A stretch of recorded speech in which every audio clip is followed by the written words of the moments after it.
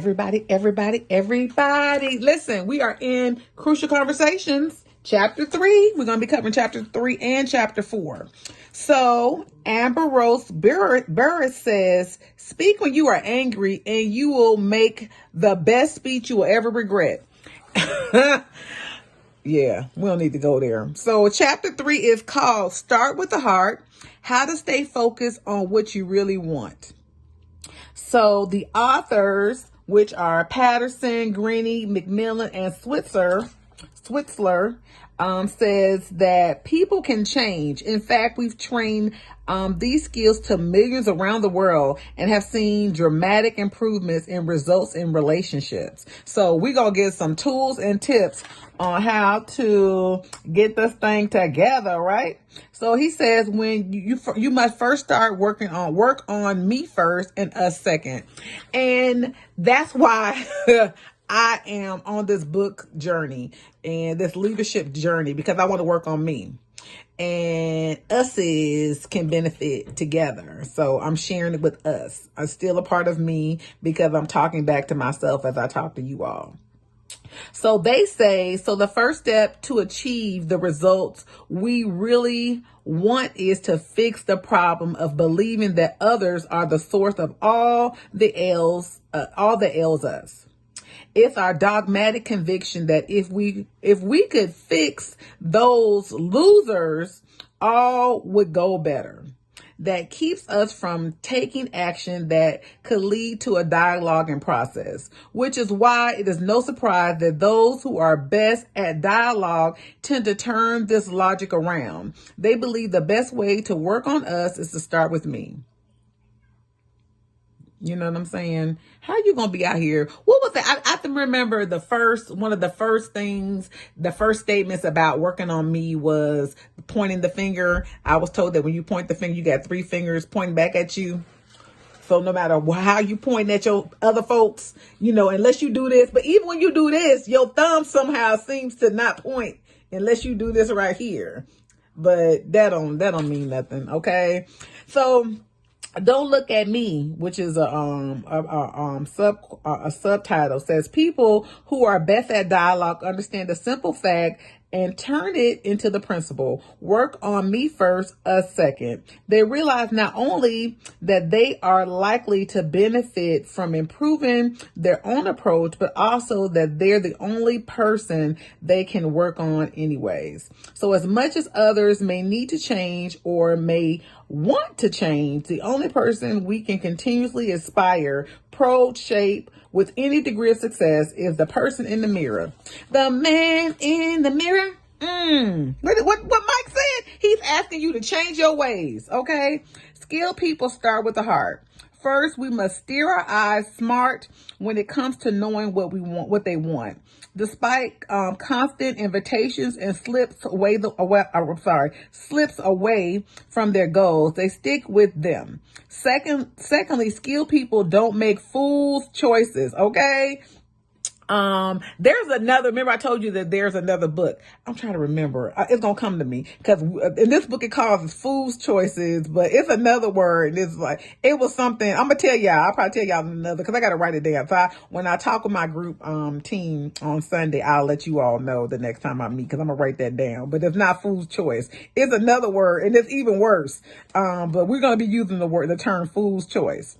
So unlike others who justify their unhealthy behaviors by explaining that they had no choice but to fight or flight, the dialogue smart believe that dialogue, no matter the circumstances, is always the option. So they basically saying when you do something foolish, you making a fool's choice. When you say silly things, that is not the best option. So the best option is they're going to tell you what the best option is. Okay. So winning. So there are other tactics that can be used. So when under attack, our heart can take a similarly sudden and unconscious turn. When faced with pressures and strong opinions, we often stop worrying about the goal of adding to the pool of meaning. Remember we talked about the pool of meaning? We all trying to work together, that synergy. We stop thinking about that synergy and we start looking for ways to win, punish, and keep the peace. So either you trying to win, you trying to punish, or you trying to keep the peace. So let's get into that. Winning, the particular dialogue killer, is sitting at the top of many of our lists. So it's the desire to win is built on our very fibers before we're old enough to know what's going on. So we always want to win. Look, there's a song, all I do is win. Okay. We ain't always got to win. Okay. So that's one thing. Punish. Sometimes as our anger increases, we move from wanting to win to the point of wanting to harm the other person. Y'all some mean people. We move so far away from adding meaning to the pool that now all we want is to see others suffer. I have a friend of mine, and I feel, this is me, I feel like I shouldn't even say this, but anyway, I started. I can't ever, it's like, I feel like that person always wants to win the conversation, the argument, or the thought, or the point. And I just find myself saying, you know what? You got it. You know it. Okay.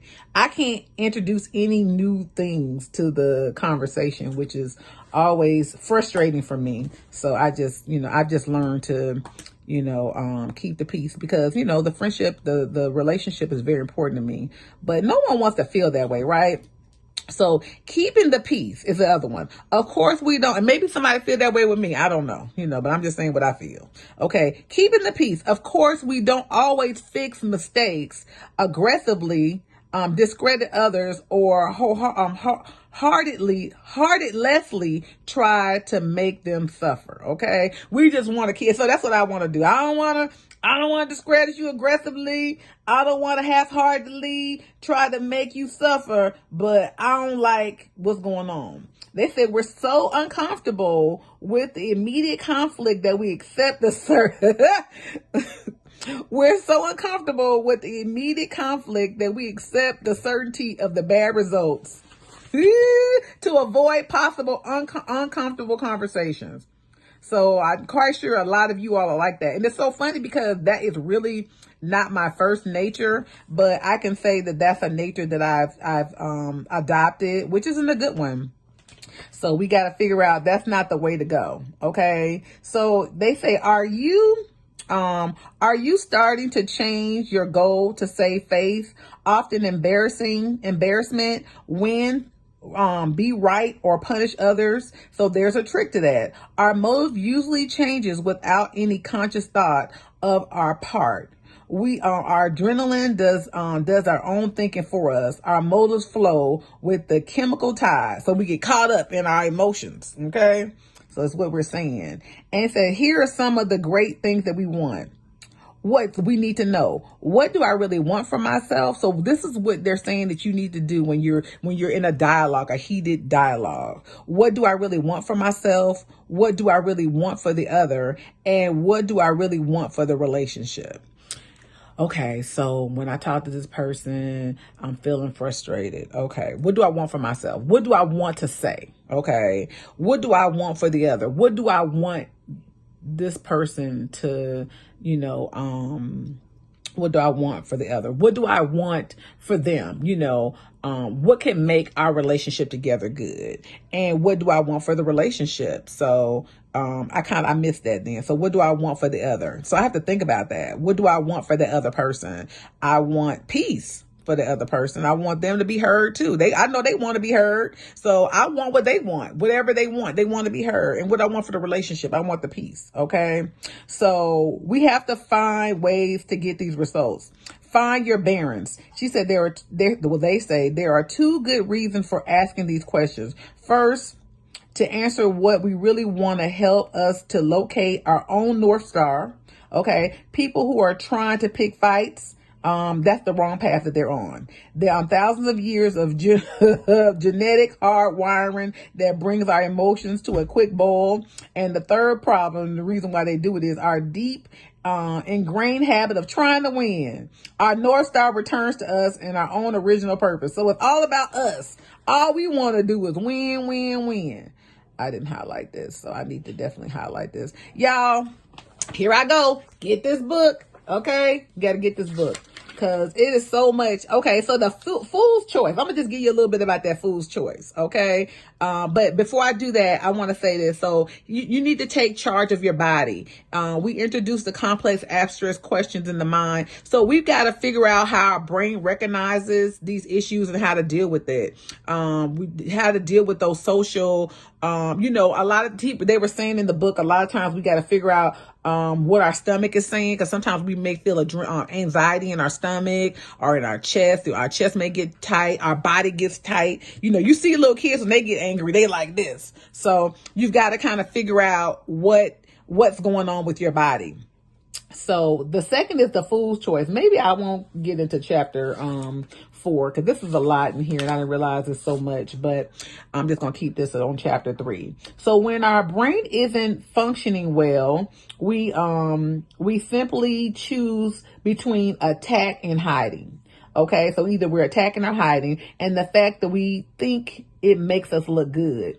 When you refuse the Fool's Choice, when you require your brain to resolve the more complex problem, more often than that, you will find that there is a way to share your concerns, listen sincerely to those and others, and build the relationship. So we should be stepping out of the Fool's Choice. So when you be going off on people and cussing them out, even if you feel like they deserve it, you are taking on the Fool's Choice.